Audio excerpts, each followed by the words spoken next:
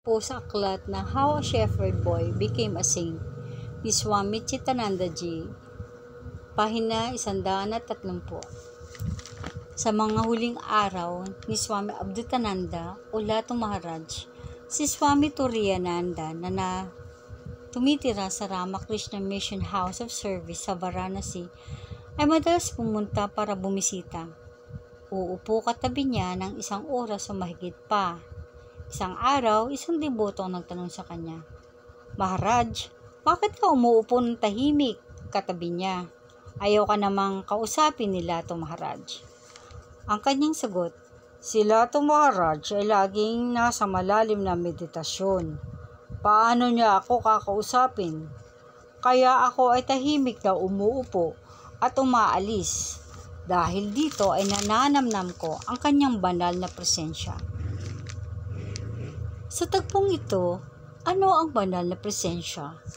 Ito ang oras na magkadaupalad o magkasama ang dalawang o higit pang nilalang, nag-uusap o tahimik. Ngunit magkaugnay ang puso at diwa. Ang buong pagkatao ay binabahagi. Ang enerhiya ng isa ay dumadaloy sa mga kasamahan. Yan ang presensya. Paano ito nagiging banal? Kapag ang kamalayan ay nakabuho sa may kapal, hindi sa material na pangailangan katulad ng kakainin ng katawan, isusuot na damit, pera, tirahan, ano ang sasabihin ng iba.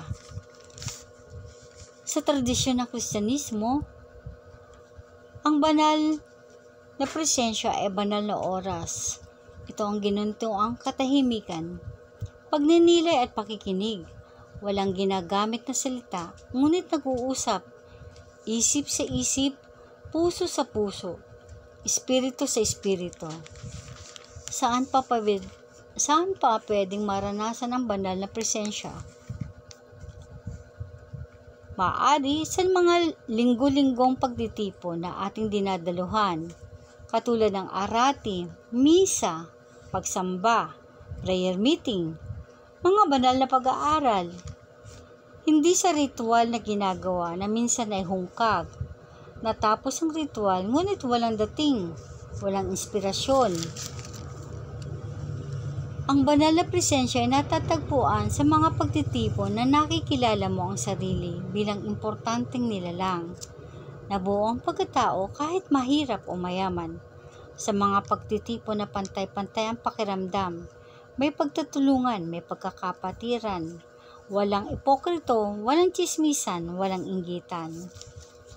Sa kinakaaniban mo bang grupo, nararamdaman mo ba na itinatangi ka ng Diyos at ng iyong mga kasama? Nararamdaman mo ba ang banal na presensya?